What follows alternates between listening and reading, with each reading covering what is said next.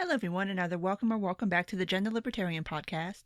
If you do like this, please rate, comment, and subscribe. You can find me on iTunes, Google Play, Stitcher, SoundCloud, Spotify, YouTube, and on my Patreon page where you do get early access. Link will be down in the show notes. So it is with great sadness that I've come to tell you that even in the midst of a global pandemic, the TradCons are still on their BS. Obviously, you can tell from the title of this what we're going to be discussing, and that is the Adrian Vermeule piece, Beyond Originalism, that was published in The Atlantic. There has been quite a lot of talk about this piece and about how it is just straight hot garbage, which it totally is. Total garbage. But you know what? For those of you who haven't read it yet, or would perhaps like to hear me read it to you with my commentary so that you can understand what hot garbage this is, and also wonder to yourself, why in the hell did The Atlantic publish this in the first place, and why does anyone think this is a good idea, and generally just wonder what the hell is wrong with these people? That's what we're here for today. So let's go ahead and start. Title of the piece, obviously, Beyond Originalism. Subtitle: The dominant conservative philosophy for interpreting the Constitution has served its purpose, and scholars ought to develop a more moral framework. So you can already see where we're going with this. I guess just interpreting the Constitution as it's written is not good enough for some people anymore? I don't know. But anyway, let's go ahead and start with the piece. In recent years, allegiance to the constitutional theory known as originalism has become all but mandatory for American legal conservatives. Every justice and almost every judge nominated by recent Republican administrations has pledged adherence to the faith. At the Federalist Society, the influential association of legal conservatives, speakers talk and think of little else. Even some luminaries of the left liberal legal academy have moved away from speaking about living constitutionalism, fundamental fairness, and evolving standards of decency, and have instead justified their views in originalist terms. One often hears the catchphrase, "We are all originalists now." Well, gee, I would certainly hope so. I mean, the Constitution's a pretty plain written document, and there's not a lot of room for interpretation. And the whole concept of a living constitution, at least the way that people on the left have tried to propose it, and people like Vermeule here, of trying to do it through the courts instead of using the actual process laid out in the Constitution for adding amendments to the Constitution, yeah, that was an idea that needed to die. It needed to die a horrible, fiery death, but for some reason, Vermeule feels the need to try to bring this back. So, yeah. Okay. Moving on. Originalism comes in several varieties. Baroque debates about key theoretical ideas rage among its proponents, but the common core is the view that the constitutional meaning was fixed at the time of the Constitution's enactment.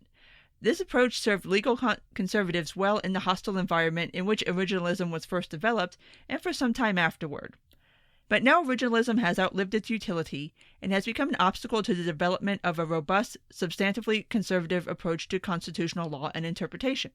Such an approach, one might call it common good constitutionalism, should be based on the principles that government helps direct persons, associations, and society generally towards the common good, and that strong rule in the interest of attaining the common good is entirely legitimate.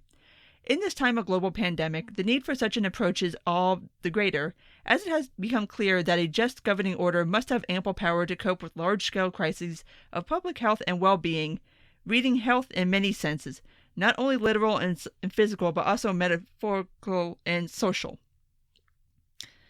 No, we really don't need to do common good constitutionalism. Like, this, see, I've never understood this argument. Like, yes, the Constitution means what it says. Like, I don't get it. Like, it's pretty plainly written. It's not open for much interpretation. Like, I'm not understanding why there's this idea that, like, the Constitution doesn't mean what it says. Like, it means what it says. They wrote down what they wrote down. Like, these were not stupid men. They wrote it the way they wrote it for a reason. Like, I don't understand this, like, second guessing or like, whoa, what did they mean when they wrote this? Well, there's plenty of other bodies of auxiliary work that you can go and read from the various framers of the Constitution that will gladly answer those questions for you. It's not a mystery. It's not something that's open to interpretation or that you need to navel gaze about. It means what it says. That's it. Like, I don't understand. And the idea that now we have to have this common good sort of oriented government, no. See, here's the thing. We already have a massive government. We already have a powerful government. And here we are. Here we sit in our current predicament. I'm sorry, what is more or different government supposed to do for me? I don't understand that core concept of, well, it would all be better if it was just a little different or if different people were in charge. Like, well, those things never seem to happen. So maybe it's the system and not the people, or not that it needs to be tweaked. But anyway, moving on. Alternatives to originalism have always existed on the right, loosely defined. One is libertarian, or classic liberal constitutionalism, which emphasizes principles of individual freedom that are often in uneasy tension with the Constitution's original meaning and the founding generation's norms. No, they're not. The Bill of Rights, Amendments 1 through 9, and you could probably include 10 too, although it doesn't necessarily pertain to individual rights, but they're about outlining people's individual rights. There's no uneasy tension here. It's a very clear statement of what actually the government is or is not allowed to do, and where individual rights stand in relationship to government powers. There's no tension. There's no ambiguity here. Again, it's very clear. There's no questions here. Like, there's no question what the First Amendment means, or the Second, Third, Fourth, Fifth, Sixth, Seventh, Eighth, Ninth, or 10th. There's no questions here. But moving on. The founding era was hardly libertarian on a number of fronts that loom large today, such as freedom of speech and freedom of religion. Considering that in 1811, the New York courts, in an opinion written by the influential early jurist Chancellor James Kent, upheld a conviction for blasphemy against Jesus Christ as an offense against the public peace and morals. Okay, first off, that would violate the First Amendment. Second of all, I'm going to assume that by bringing up the whole freedom of speech thing, he's talking about the Alien and Sedition Acts, which were not popular, by the way, caused a great deal of controversy, likely caused John Adams his re-election bid, and he ended up losing to Jefferson, who was clearly a very staunch opponent of the Alien and Sedition Acts, mainly because it targeted him quasi-personally. So, this idea that, like, no, I don't... There's so much of this, and this kind of touches on some other stuff that I'm reading for future content, that a lot of people who want to make these sort of nationalistic arguments seem to have a very interesting view of history and kind of tell it in a way that is beyond revisionist, shall we say, and it's becoming something that's becoming a bit of a theme, I think, that needs a lot of pushback. So, yeah, it's not like it was like these principles that are embodied in the Constitution just all of a sudden became adopted like 50 years ago. Like, no, that they're in the Constitution for a reason. Like, they put them there. Like, it wasn't an accident. Somebody didn't just like spill a bottle of ink and whoops, it made those words. Like, they're there on purpose. So, anyway, moving on. Another alternative is Burkean traditionalism, which tries to slow the pace of legal innovation. Here, too, the difference with originalism is clear, because originalism is sometimes revolutionary. Consider the court's originalist opinion declaring a constitutional right to own guns, a startling break with the court's long-standing precedents. Well, the court finally figured out how to read the freaking Second Amendment. Congratulations to them! And again, it goes back to this idea that the Constitution is not a living document. It says what it says. It's not really open to interpretation. So this whole idea that we should revisit this idea that the Constitution is a living, breathing document, quote unquote, that is open to interpretation is just fundamentally incorrect, because that's what got so much bad law in the first place, is this idea that somehow you're supposed to compare this against whatever norms or morals you want to compare it to and then decide what it means based on that. Like, no, it means what it says. But back to the piece. These alternatives still have scattered adherents, but originalism has prevailed, mainly because it has met the political and rhetorical needs of legal conservatives struggling against an overwhelmingly left-liberal legal culture. The theory of originalism, initially developed in the 1970s and 80s, enjoyed its initial growth because it helped legal conservatives survive and even flourish in a hostile environment, all without fundamentally challenging the premise of the legal liberalism that dominated both the courts and the academy. It enabled conservatives to oppose constitutional innovations by the Warren and Burger courts, appealing over the heads of the justices to the putative true meaning of the Constitution itself. When, in recent years, legal conservatism has won the upper hand in the court and then in the judiciary generally, originalism was the natural coordinating point for a creed, something to which potential nominees could pledge fealty. Well, yeah. I mean, if you're going to claim to be a conservative judge, then yeah, originalism kind of goes hand in hand with that. So, okay. I like, what? Cool. That's great. What's the problem? Anyway. But circumstances have now changed. The hostile environment that made originalism a useful rhetorical and political expedient is now gone. I mean, I would like to think that it wasn't a useful rhetorical and political expedient in an actual belief and an actual understanding of what your job is as a judge, which is to rule on laws as they are written, and if you are a member of the Supreme Court, to rule on the Constitution as written. Not something that you just say in order to make people like you, but that is an actual deeply held belief in how you conduct yourself as a judge. Right. Outside the legal academy, at least, legal conservatism is no longer besieged. If President Donald Trump is reelected, some version of legal conservatism will become the law's animating spirit for a generation or more, and even if he is not, the reconstruction of the judiciary has proceeded far enough that legal conservatism will remain a potent force, not a beleaguered and eccentric view. Yeah, again, okay. I mean, that's one of the few bright sides of the Trump administration, is that we have gotten a couple of decent judges put on the Supreme Court and various other places who are more conservative originalist judges versus more kind of living Constitution judges. I mean, if there's anything good to be said, that's it about the Trump administration. That's it. That's all I've got. So I don't see this as a problem. I don't understand. Like, okay, how are you going to bitch about a fight that you won? Like, okay, if the conservatives won this particular fight and originalism is kind of the prevailing idea in the judiciary, what's the problem? Why do you want to relitigate this by all of a sudden trying to drag it back to this idea of a living constitution and we have to interpret it in a certain way? Like, what? You got the victory. Like, I don't understand why you mad. I don't get it. Like, it's almost like winning was never the thing, but more just bitching about not being the winner. And so now that you've won, like, that's still not good enough. Like, okay, now we have to change it again to be this other thing because, my God, I don't know what to do with power now that I have it, which is kind of a theme of conservatism in the GOP.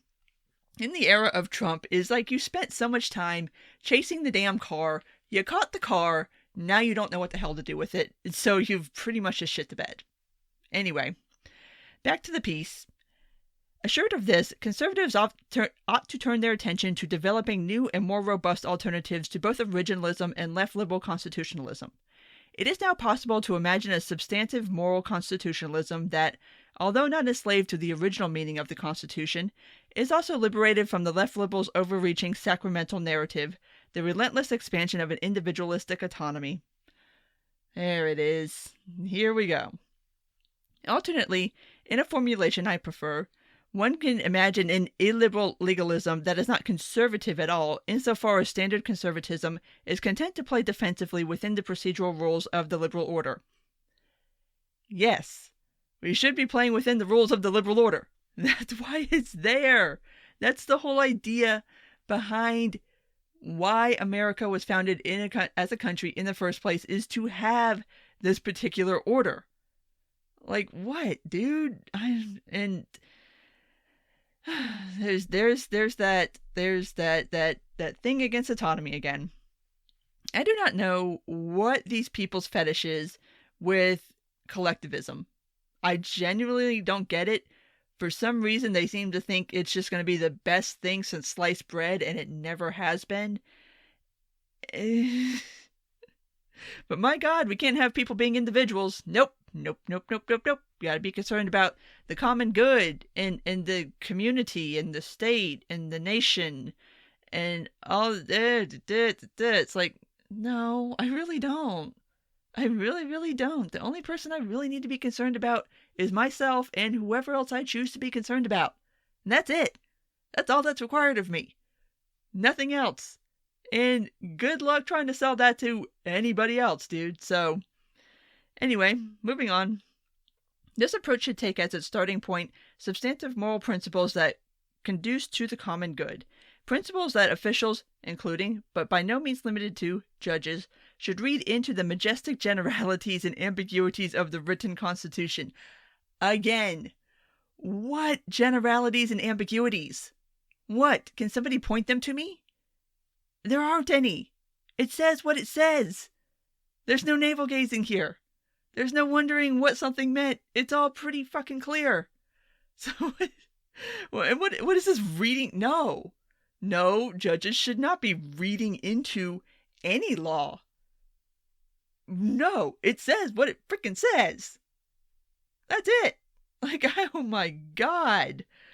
Anyway, these principles include respect for the authority of rule and of rulers, respect for the hierarchies needed for society to function, solidarity within and among families, social groups and workers' unions, trade associations and professions, appropriate subsidiarity or respect for the legitimate role of public bodies and associations at all levels of government and society, and a candid willingness to legislate morality, indeed a recognition that all legislation isn't necessarily founded on some substantive conception of morality, and that the promotion of morality is a core and legitimate function of authority. Such principles promote the common good and make for a just and well-ordered society. Okay. Vermeule, my dude, we can't get a whole country of people to figure out to stay in the damn house unless you have to leave the house to stop the spread of a global pandemic. And you think you're going to legislate morality. You think you're going to tell 330 million people what their morality should be? Oh my God, you sweet summer child. You have no clue of what would happen in this country if anyone even remotely attempted that. But yeah, it's like, oh, okay, fascist. Good luck with that. It's just, if this is what is going to be required of your ideology, it's not going to happen. I'm sorry, dude. You're not going to tell the entirety of America what morality is. And by the way, who exactly is going to be put in charge of saying what morality is? Because you can put me in charge of it, and you're damn sure not going to get the results that Vermeule's looking for. So, who exactly is going to be in charge of this? And that's a question that never quite gets answered in any of this nationalist literature or TradCon literature, as far as legislating morality or having some kind of common morality. And like, okay, well, can you give me some specifics? Like, is there a list of things? Like, is there something here? Like, is there a pamphlet I can read? But there's never anything concretely said. And I know I've brought this up in critiques before. My question on that is there not a list? Or do they not want to say the list out loud?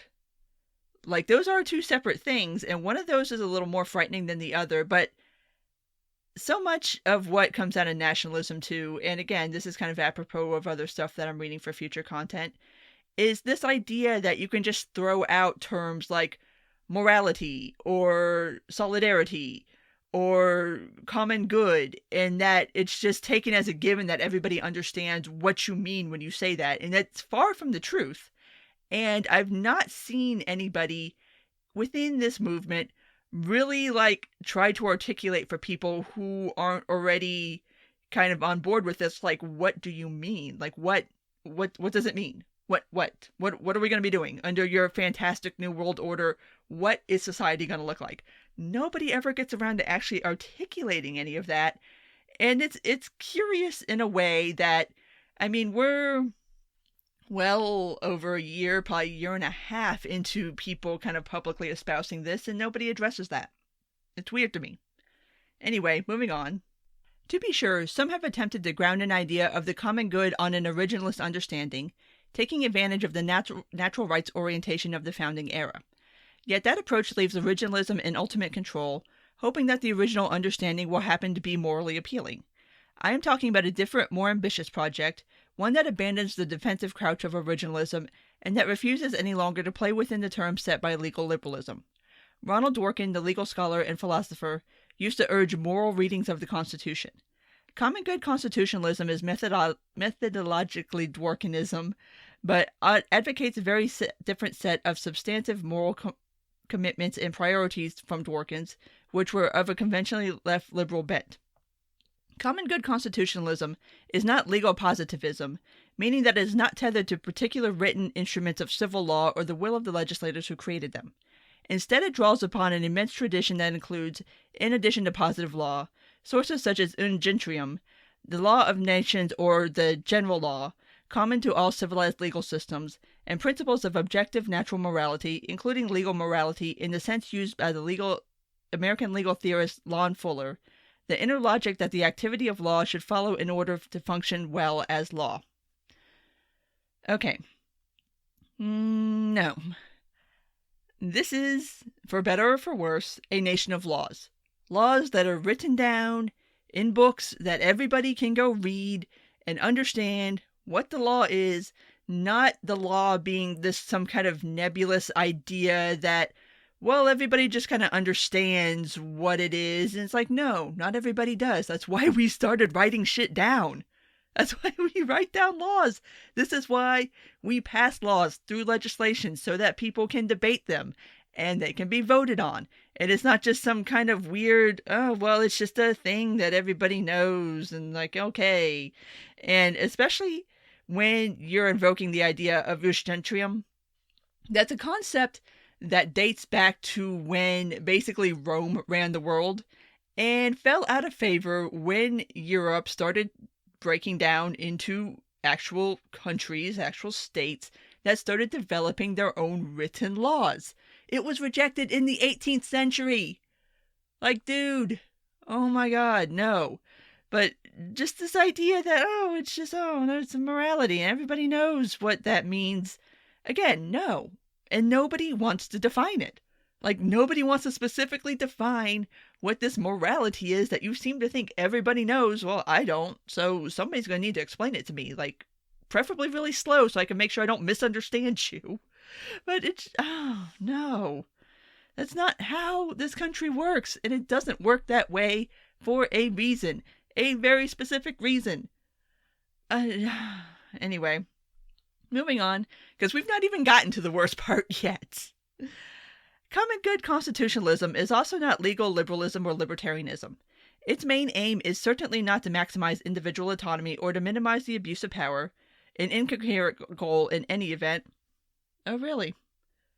So you're saying the abuse of power cannot be avoided? That's not a good way to argue for your preferred system, but okay, moving on. But instead to ensure that the ruler has the power needed to rule well. A corollary is that to act outside or against inherent norms of good rule is to act tyrannically, forfeiting the right to rule, but the central aim of the constitutional order is to promote good rule, not to protect liberty as an end in itself. Constraints on power are good only derivatively, insofar as they contribute to the common good. The emphasis should not be on liberty as an abstract object of quasi-religious devotion, but on particular human liberties whose protection is a duty of justice or prudence on the part of the ruler. Okay, let's back up a little bit here. We already have a system of government where there is vast amounts of power already placed in the executive and judicial and legislative branch. What more powers would you like to give them? What more powers that they don't have would you like them to have? I mean, what system do these people think we live under already? Like, we're already there. What more do you want? I'm very confused by you. And the idea that a central government, or that the Constitution isn't a point of just protecting liberty in and of itself. Yes, it is. That's what it is.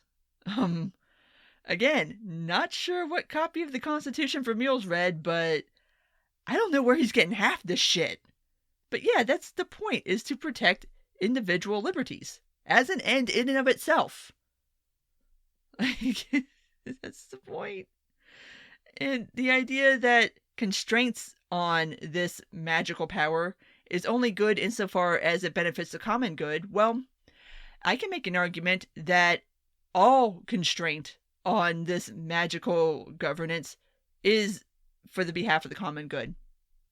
I mean, clearly I make that argument all the damn time, so am I going to be put in charge of things? I mean, who gets to define the common good? Do I get to do it? Because shit's going to look real interesting if I get to do it. Somehow, I don't think Vermeule's going to like it, though. And that's another thing. It's like, if you want to say something, come right out and say it. Like, and in all fairness, later on in this piece, he does pretty much come right out and say what he wants to say. So maybe that's not an entirely fair critique right now. So let's move on to the next paragraph. Finally, unlike legal liberalism, common good constitutionalism does not suffer from a horror of political domination and hierarchy because it sees that law is parental, a wise teacher, and an inculcator of good habits. Just authority and rulers can be exercised for the good of subjects, if necessary, even against the subject's own perception of what is best for them. Perceptions that may change over time anyway, as the law teaches, habituates, and reforms them. Subjects will come to thank their ruler whose legal strictures, possibly experienced at first as coercive, encourage subjects to form more authentic desires for the individual and common good, better habits, and beliefs that better track and promote communal well-being. Yeah, no, see, I'm not one to kink shame, but, submissiveness isn't really my thing. If it's Vermeule's thing, that's fine. You can go engage in that relationship. Don't drag the rest of us into it. I don't want to be anybody's subject. I don't want anybody applying some kind of coercion to correct me in some way. The law is not my dad. Get the fuck out of here with this bullshit. Like, what in the fascist fuck are you talking about? No, sir. No.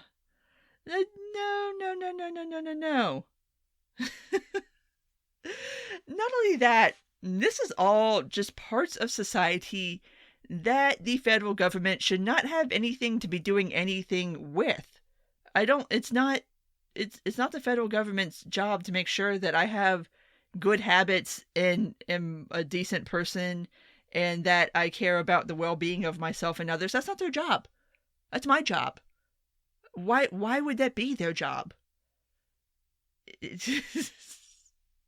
It's one of those things, and like I said, I know I've brought this up in critiques in the past, but there's a group of people who reflexively go to, if they see something as a problem, that it is immediately the state's problem to fix it.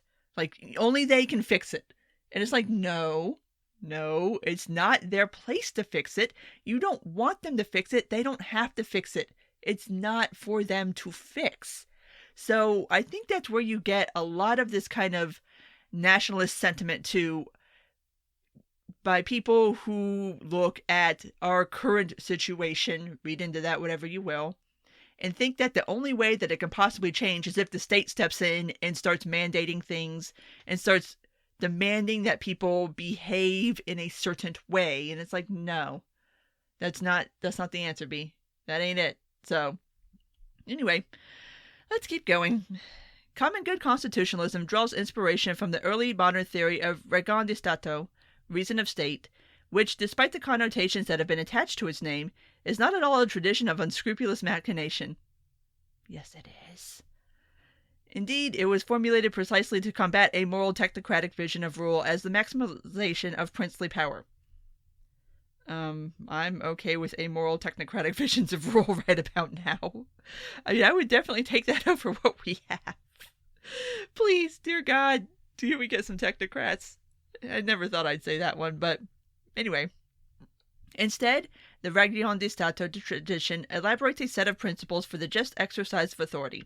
Promoting a substantive vision of the good is, always and everywhere, the proper function of rulers. Every act of public regarding government has been founded on such a vision. Any contrary view is an illusion.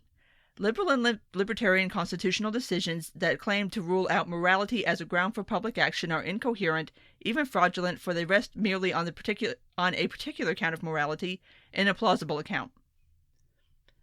Sadly, Vermeule does not flesh out what he means by that, because it's pretty well accepted that as a nation of laws, no, we do not regard morality when we are making decisions about certain things. That's the whole point.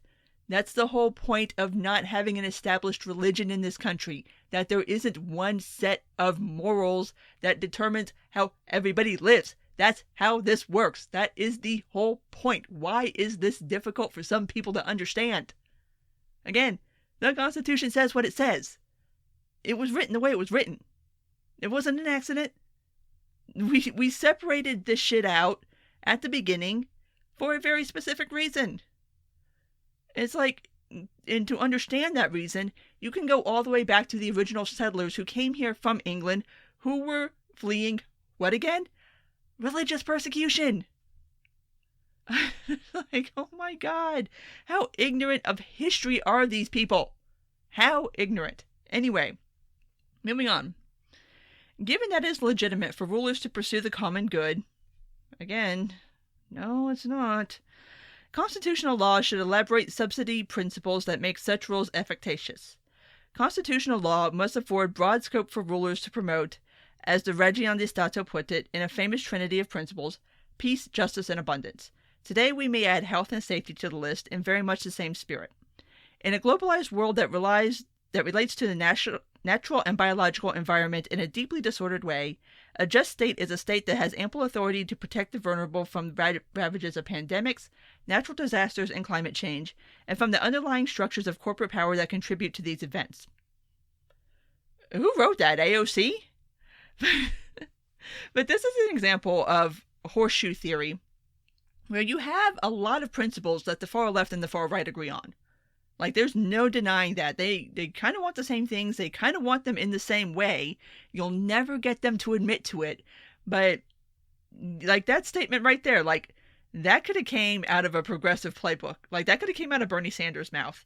But it's coming out of Vermeule's mouth. And as far as the whole concept of underlying structures of corporate power, those exist because the government has allowed them to, and has promoted these sorts of various ways in which this is how companies have to survive. Anyway, that's a whole nother rant. But back to the piece. Because the Ragion di Stato is not ashamed of strong rule, nor does it see it as presumptively suspect in the way liberalism does, a further corollary is that authority and hierarchy are also principles of constitutionalism. Finally, and perhaps most important, just rule emphasizes solidarity and subsidiarity. Authority is held in trust for and exercised on behalf of the community and the subsidy groups that make up a community, not for the benefit of individuals taken one by one. Fuck off with this shit right here. No, there is nothing about authority and hierarchy being principles of constitutionalism. No. And we can definitely leave aside the solidarity and subsidiarity too, because we are not, that's not how, oh my God. The whole concept was that America was supposed to be a nation of equals, and that the government is equal to the citizens and vice versa. Not that one is higher up on the hierarchy than the other, and that one is subjugated to the other. That's no. What? God damn, dude. Are you kidding me with this? Like, some people have wondered if this is trolling, and you know what? If I hadn't read enough, like, TradCon nationalist nonsense, I might be inclined to agree, but no. This is a prevailing thought that we need to go back to some kind of almost monarchy. Like, that there needs to be a strong authoritarian rule up at top telling everybody what they need to do for the common good and the solidarities so that everybody can be happy. I'm like, get out of here with this shit. Anyway, let's keep going. How, if not at all, are these principles to be grounded in the constitutional text and in conventional legal sources?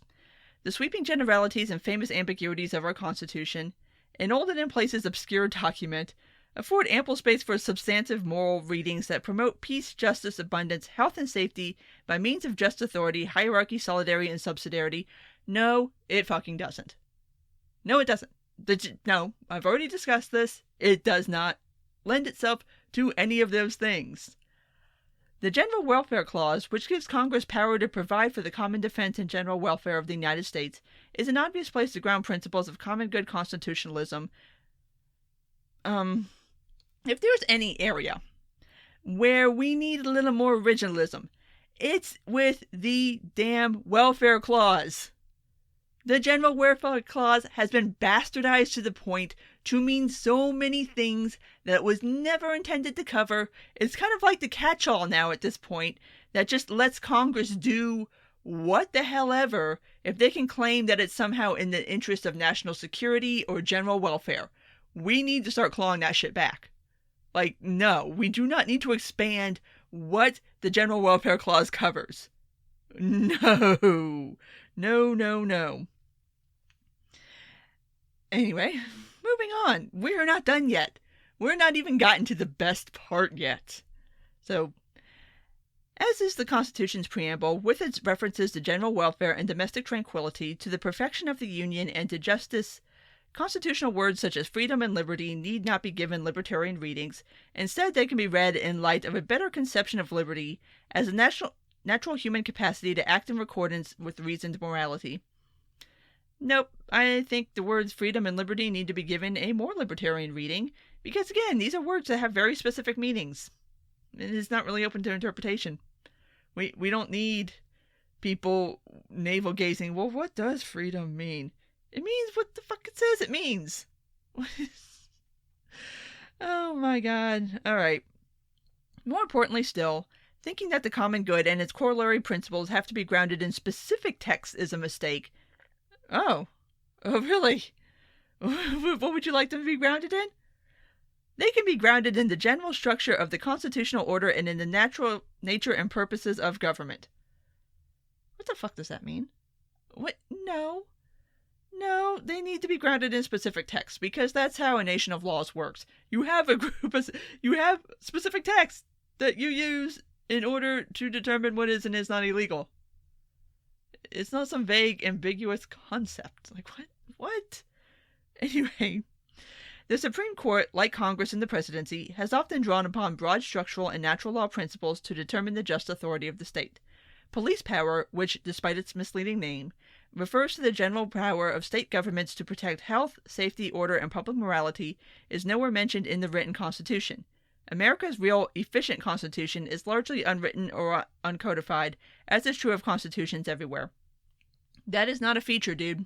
That's a bug. That's a bug that some of us have been spending a very long time trying to claw back. That this idea that, I mean, the federal powers stop at the 9th Amendment, per the 10th Amendment. So everything past that is technically unconstitutional. And I think we need to try to remember that, not just assume that where we're at right now is like, oh, well, that's just perfectly normal and good and fine, so whoop-de-doo. No, it's not. It's really not.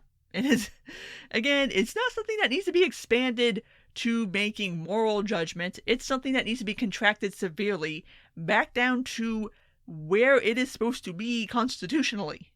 And even further back than that, if you really want to go there. But I'll settle for taking it back to Amendments 1 through 9. I mean, I'll take that. So, moving on. This is painful. Like, this is just painful. Like, what? Not that the writing on this is just painful, too. It's, like, so overwritten. Like, why? Who edited this? Who edited this? Anyway, this is not the occasion to offer a bill of particulars about how constitutional law might change under this approach, but a few broad strokes can be sketched. The court's jurisprudence on free speech, abortion, sexual liberties, and related matters will prove vulnerable under a regime of common good constitutionalism. The claim from the Knox's joint opinion in Planned Parenthood versus Casey that each individual may define one's own concept of existence, of meaning, of the universe, and of the mystery of human life should not only be rejected but stamped out as abominable beyond the realm of acceptable forever after. No. Nope. Everybody gets to define their life as they wish.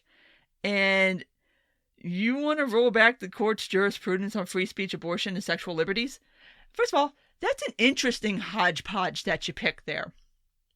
Because, in case you haven't noticed, the TradCons are really weird about sex.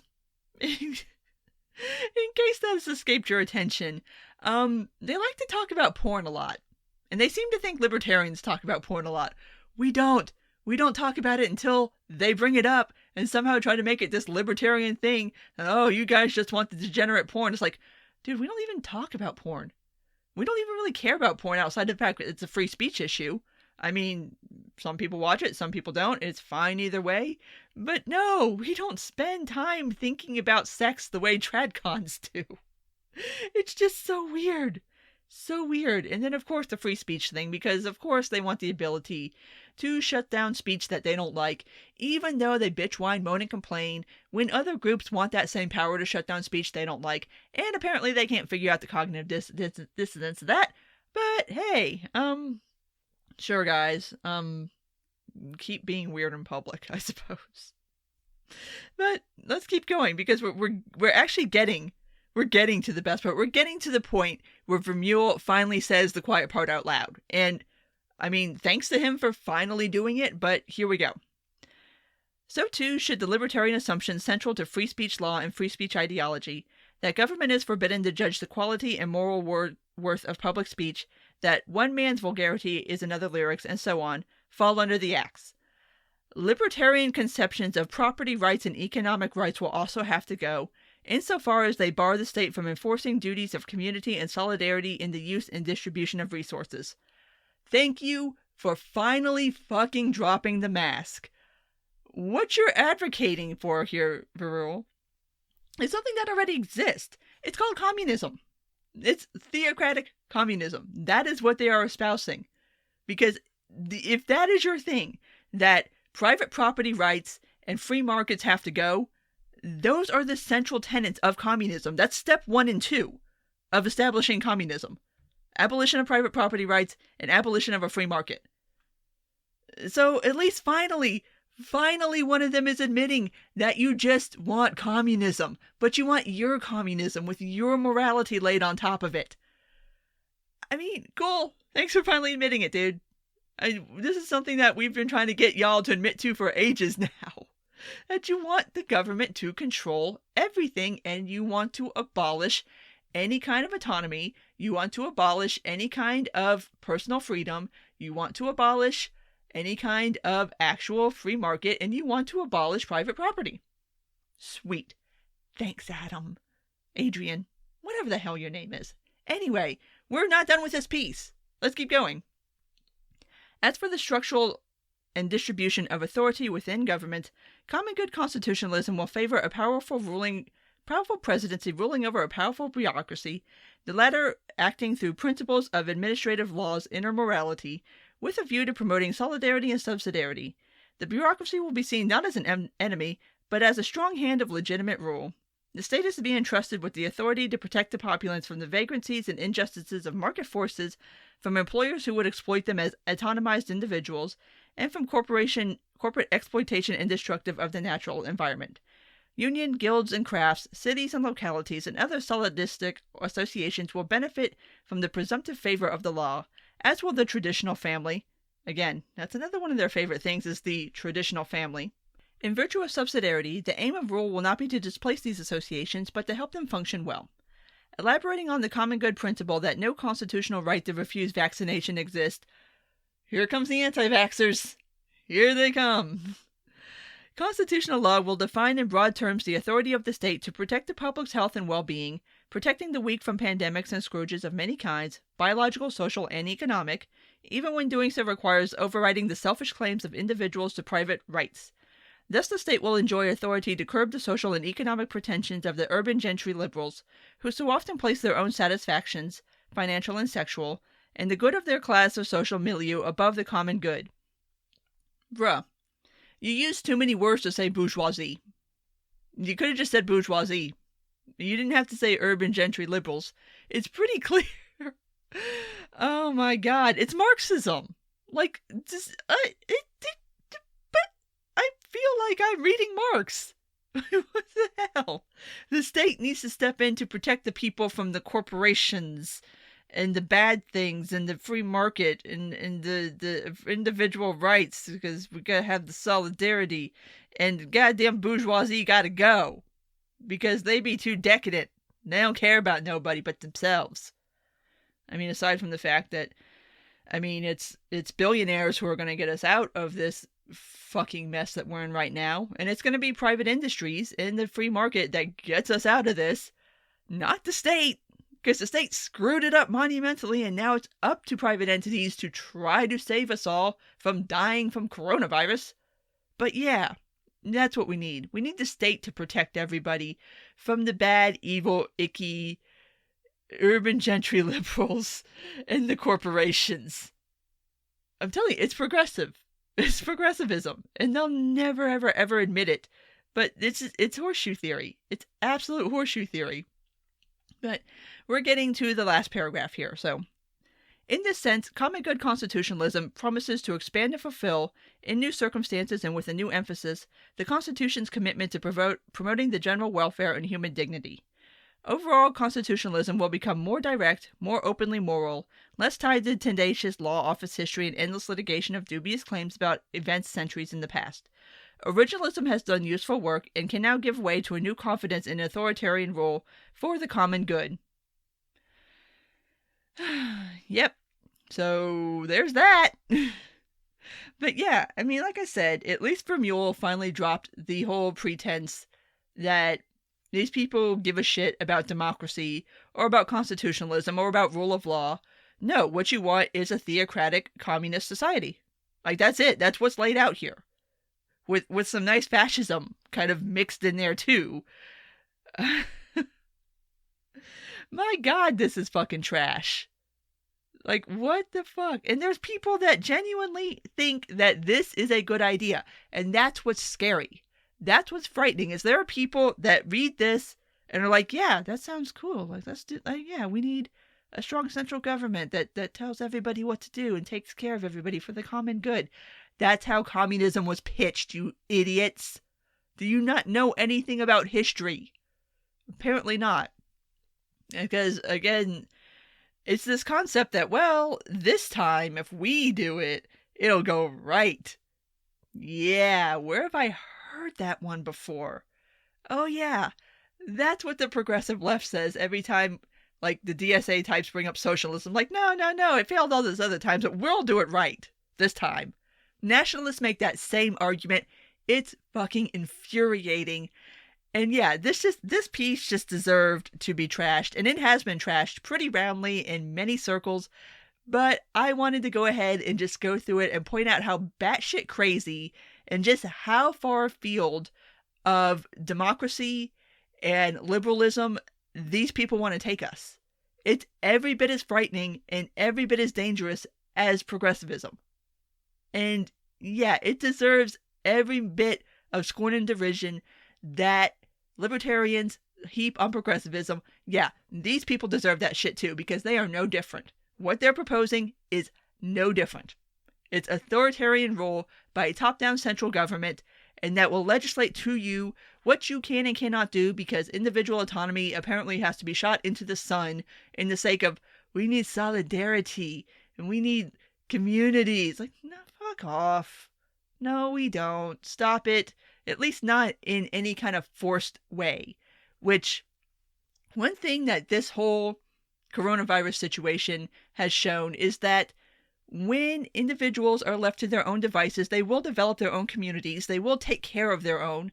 Nobody has to tell them to do it.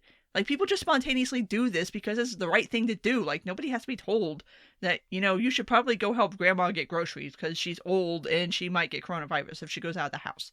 Like, nobody needs to tell anybody that.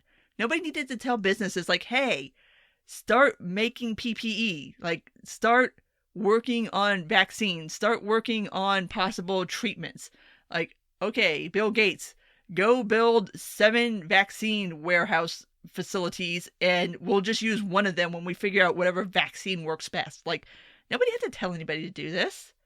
It's just this idea that you need this sort of top-down authoritarianism just leans into a level of cynicism that bothers me.